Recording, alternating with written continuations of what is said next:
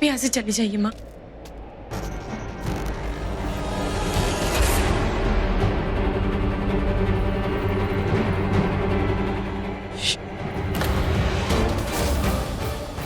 सकता है, आप रुकिए, मैं देख कर आती हूँ।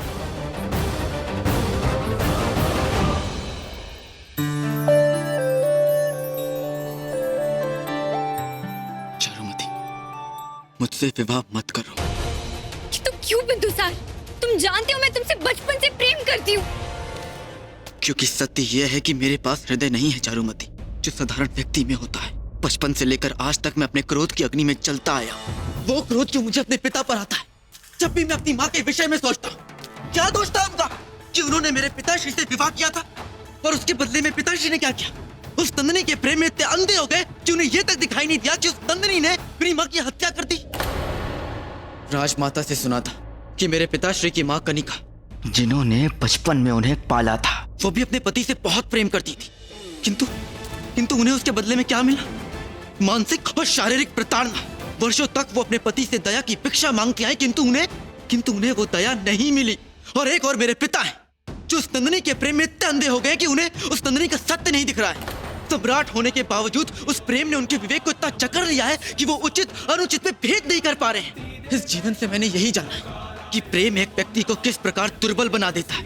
इतना दुर्बल, इतना दुर्बल, इतना दुर्बल, जिससे व्यक्ति स्वयं का भी संतुलन खो देता है और अपने विवेक का भी।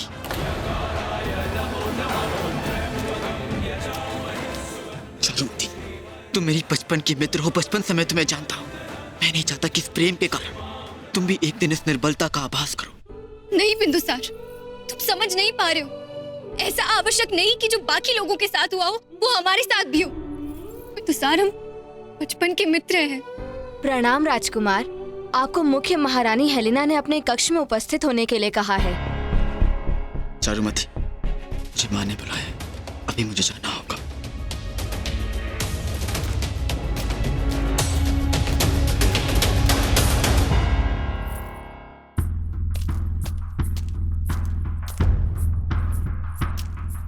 प्रणाम माँ, आपने मुझे बुलाया? हाँ बिंदुसार, तुम्हारे पिता ने फिर से महल की तलाशी करवाई है? हाँ माँ, पिताश्री को लगता है कि इस महल में कोई दासी है जो नंदिनी है। उसी भ्रम के चलते उन्होंने ये तलाशी करवाई। दासी? कौन सी दासी? पता नहीं माँ, किंतु इतना अवश्य ज्ञात है कि वो जो भी थी वो नंदिनी नहीं थी। नंदिनी नहीं है, ये बात तुम इतने यकीन से कैसे कह सकते हो? क्या तुमने उसका चेहरा देखा है? वो उसका चेहरा? नहीं माँ, मैंने उसका चेहरा तो नहीं देखा था। तो ठीक है बिंदुसार, जाओ और जाके महल की हर एक दासी का चेहरा देखो और फिर मुझे बताओ। माँ, आप ये कैसी बातें कर रही हैं? आप स्वयं जानते हैं पिताश्री ने उनकी जांच पूरे महल में करवा चुकी। और यदि वो स्त्री, वो नंदिनी इस महल में होती तो क्या ये बात हमसे छिपाती? बिंदुसार, मैंने जैसा कहा है बिल्कुल वैसा ही करो। इतने वर्ष हो गए उस औरत को मरे हुए भी, अब भी मुझे उसके नाम से, उसके अस्तित्व से भय लगता है, क्योंकि उसकी बदौलत तुमने तुम्हारी माँ को खोया। उसकी बदौलत मेरी जिंदगी बर्बाद हो गई, क्योंकि उस औरत के जादू ने तुम्हारे पिता और मेरे पति को जकड़ रखा है। जाओ बिंदुसार और उसे खोजो, क्योंकि अगर वो इस महल में मौजूद है तो उसका मिलना बहुत जरूरी है, क्योंकि मैं नहीं चाहती कि वो तुम्हारी जिंदगी में अब और जहर खोले। ठीक है, जैसे आपकी आज्ञा। मैं इस महल की एक एक दासियों का चेहरा स्वयं देखूंगा।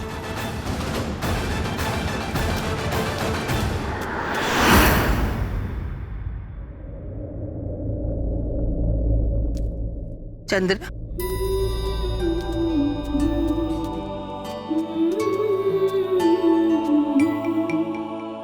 इतनी रात गए आप यहाँ, अब तक सोए नहीं? जब मेरा पोता पूरी रात जाग रहा है तो मुझे नींद कैसे आ सकती है? कितने वर्ष हो गए तुम्हारी इन आंखों में पीड़ा देखते देखते, और अब सहा नहीं जाता। इसी आस से जी रही हूँ कि कभी ना कभी तो इसका अंत होगा। तुम जानते हो कब मुस्कुराए थे तुम, जब नंदिनी जीवित थी, यही कहेंगी ना? ऐसा नहीं है, मैं जानती हूँ कि नंदिनी इस संसार में जीवित नहीं है,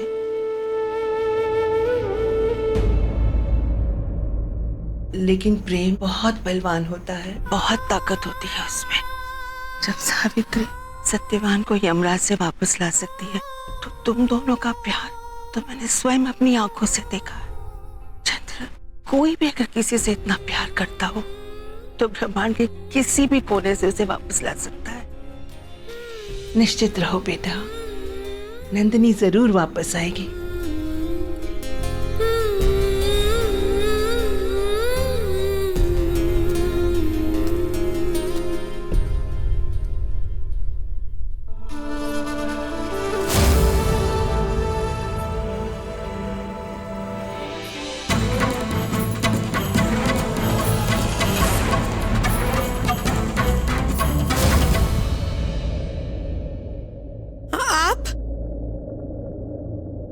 मतलब लोग सत्य कहते हैं आपके बारे में धर्मा। कौन कहेगा कि आप एक ब्राह्मण पुत्री हैं? गुण आपके अंदर सारे के सारे क्षत्रियों वाले हैं। देखिए तो नहीं स्वयं को। वैसे क्या इस सिगड़ी से आप हमें प्रहार करने वाली थी? नहीं राजकुमार, आपको यहाँ नहीं आना चाहिए था। ये दासी आवाज है, आप यहाँ क्यों आए? ज्ञात है मुझे, किंतु मैं आपसे यहाँ पे भेंट करने के लिए आया था। कुछ दिनों के पश्चात मैं चंपा वापस जा रहा हूँ। बस अब आप जिस उद्देश्य के साथ मगध आई उसका शीघ्र अतिशीघ्र निवारण हो जाए और आप चंपा राज्य वापस लौट आए। अन्यथा मैं पिताश्री से बात करके आपकी समस्या का निवारण करता हूँ। नहीं राजकुमार, न जाने कितनी पीढ़ियों से मगध राज्य चंपा राज्य से गेहूं का क्रय करते आया है। मगध राज्य हमारे लिए एक आमदनी का मूल स्रोत है। चंपा एक छोटा राज्य है और राजकुमार बिंदुसार वो बहुत ही शक्तिशाली राज्य के राजकुमार हैं। मैं नहीं चाहती कि आप दोनों के बीच मेरे कारण कटुता है। आप वापस तो आएंगी ना धर्मा? क्या हुआ धर्मा, आपके माथे पे ये चिंता की लकीरें कैसी? क्या कुछ ऐसा है जो आपको परेशान कर रहा है? नहीं राजकुमार, मैं बस इतना चाहती हूँ मेरे घर के लोग, चंपानगर के लोग सदैव प्रसन्न रहे और इसके लिए मुझे सब कुछ जल्द से जल्द ठीक करना होगा और मुझे विश्वास है मैं शीघ्र अतिशीघ्र इस समस्या का समाधान कर लूंगी। ठीक है धर्मा, मुझे आपकी प्रतीक्षा रहेगी।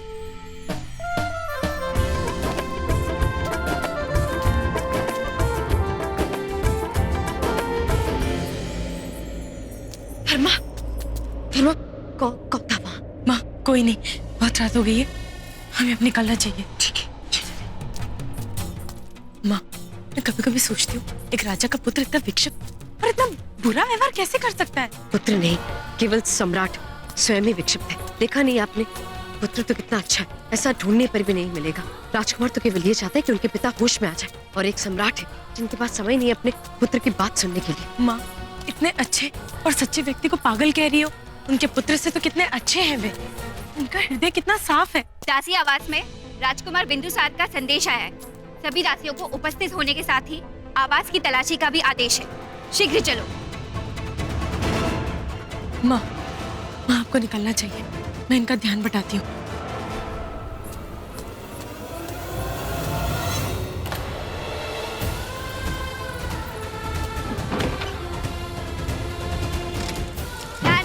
कोई भी कक्ष छूटने ना पाए, हर एक कक्ष की ढंग से तलाशी होनी चाहिए।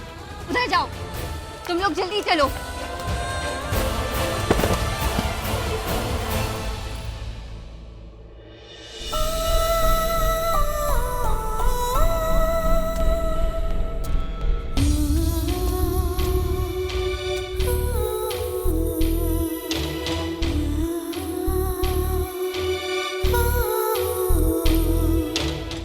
एक अज्ञात सी समानता है मेरे और महारानी नंदिनी में। ऐसा प्रतीत होता है जैसे कोई संबंध सा हो।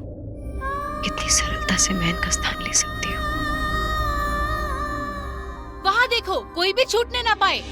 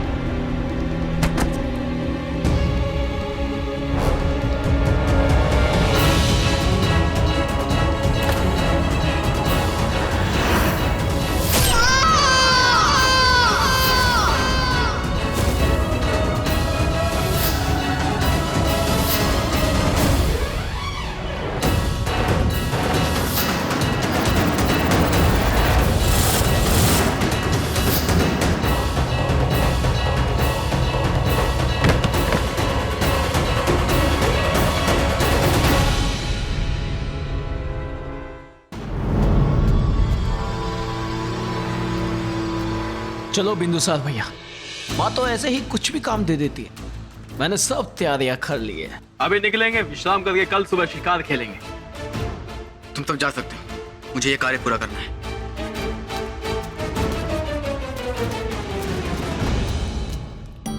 मुझे लगता है कि बिंदुसार भैया शिकार पर नहीं चलेंगे। एक काम करते हैं, उनको अपना काम करने देते हैं और हम सब शिकार पर निकलते हैं। नहीं डॉलर्स, बिंदुसार भैया के बिना शिकार का आनंद नहीं आएगा।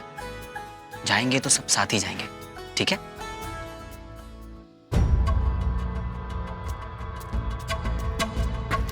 ठहरो, सुना नहीं तुमने? राजकुमार ने सबको उपस्थित होने के लिए कहा है। चलो।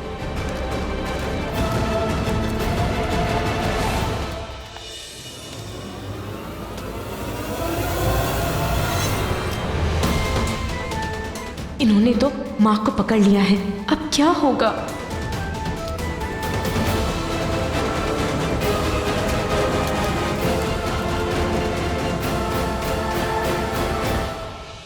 भारतवर्ष के सबसे शक्तिशाली राज्य के राजकुमार हैं आप। प्रत्येक स्त्री का इस तरह चेहरा देखना को शोभा नहीं देता। आपको कोई अधिकार नहीं है। अधिकार? ये अधिकार मेरा है जो मुझे मेरी बड़ी माँ ने दिया है कि स्वयं मुझे इस महल में उपस्थित सभी दासियों का चेहरा देखना है।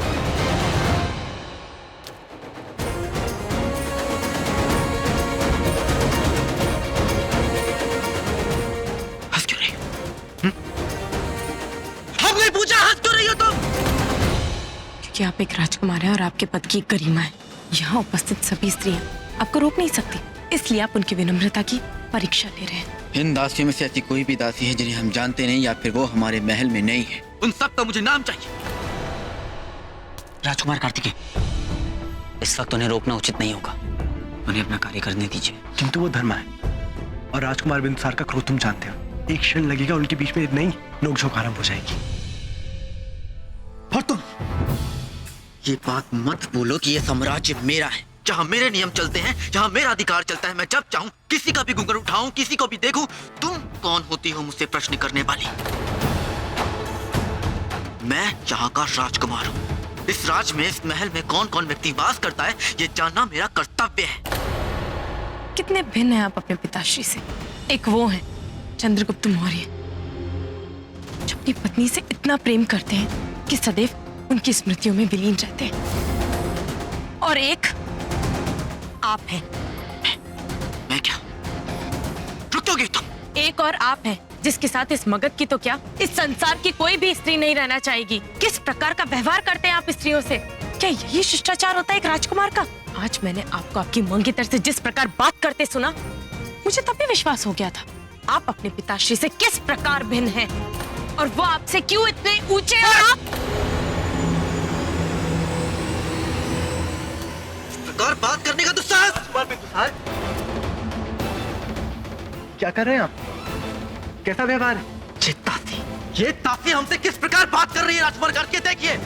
इस तासी की वजह से हमसे हमारा पद छीन लिया गया। दासी नहीं, धर्मा है। चंपा राज्य से संबंध रखती है, मेरे राज्य से। इतनी अशिष्टता भी उचित नहीं मित्र। ये एक ब्राह्मण कन्या है, इसका सम्मान आपको भी करना चाहिए। और ये सब ये स्वयं के लिए नहीं कर रही है, ये कर रही है अपने नगरवासियों के लिए। और ये बात आप भी भली भांति जानते हैं, ये अत्यंत स्वाभिमानी है। इतनी शीघ्रता से अपनी पराजय स्वीकार नहीं करेगी, इसे जाने दीजिए। इससे पहले की बात और बढ़ जाए, जाने दीजिए इसे। ठहरो। अभी तक हमने इन स्त्रियों का चेहरा नहीं देखा। तुम्हें क्या लगा कि तुमसे वितर्क करने में मैं इन स्त्रियों का चेहरा देखना भूल जाऊंगा? घूंघट उठाओ।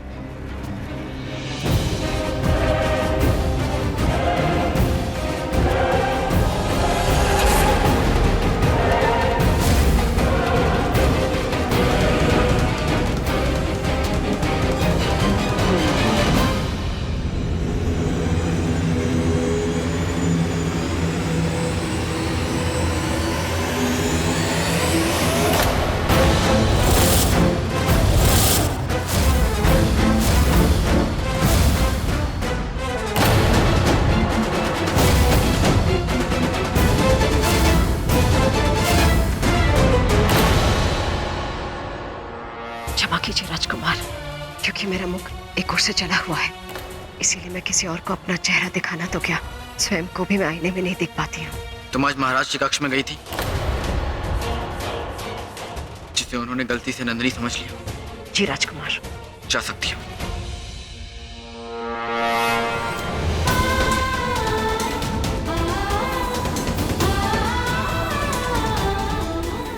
स्मरण रहे, आज मैं तुम्हें इसलिए जाने दे रहा हूं क्योंकि तुम राजकुमार कार्तिकेय की प्रजा हो। कदापि ये मत भूलना कि अंततः इन राज्यों पर मैं ही शासन करता हूं। शिकार की तैयारी की जाए। और आप सब भी जा सकते हैं।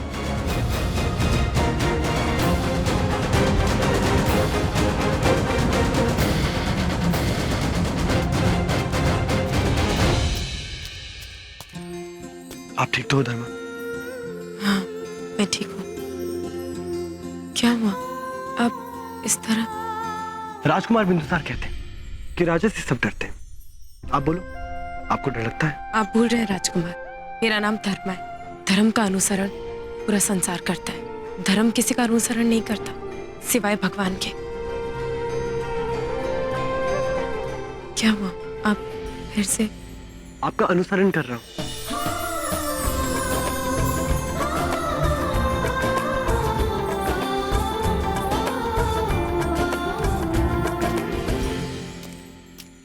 कार्तिकेय, शिकार पर नहीं चलना क्या?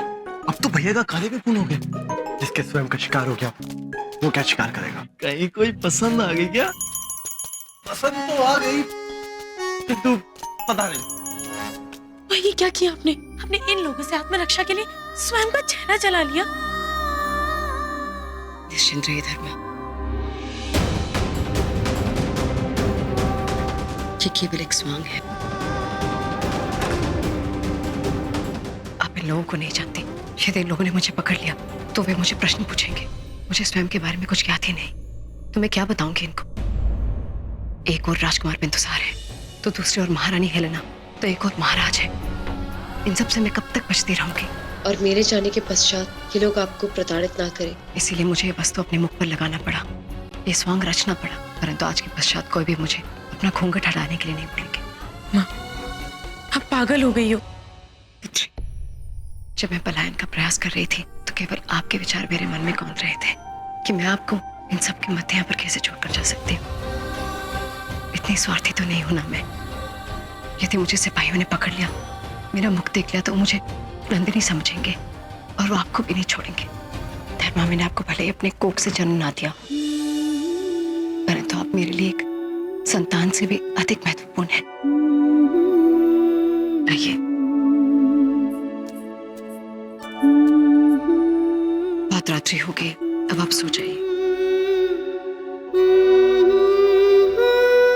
माँ, एक बात पूछूं? क्या कभी आपने अपनी स्मृतियों में प्रेम का आभास किया है? पता नहीं धर्मा, मुझे स्मरण नहीं, परंतु मैं जब से इस राज्य में आई हूँ, इस महल में आई हूँ, तो मुझे एक अधूरेपन का आभास हो रहा है। ऐसा लगता है मानो कुछ है जो भी अभी शेष है, जो कदाचित मुझसे जुड़ा हुआ है। क्या प्रेम जैसी चीजें संसार में होती है? अर्थात एक ऐसी भावना जो किसी विशेष व्यक्ति के लिए हो और आप उसे संसार की पीड़ा विपदा से उसकी रक्षा करना चाहते हो? पता नहीं, मुझे स्मरण नहीं पुत्री,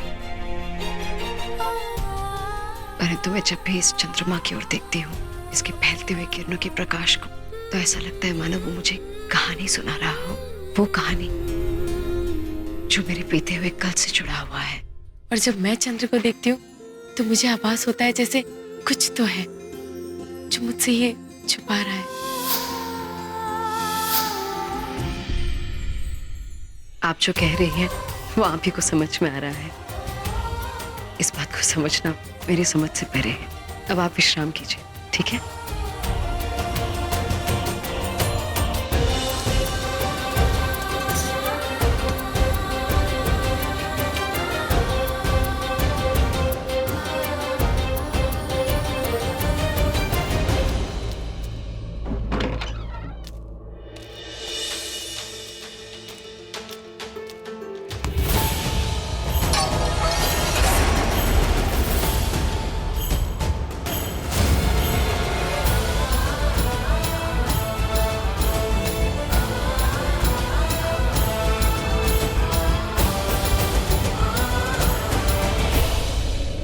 नहीं महाराज, आप मेरा मुख नहीं देख सकते, मेरा चेहरा जला हुआ है।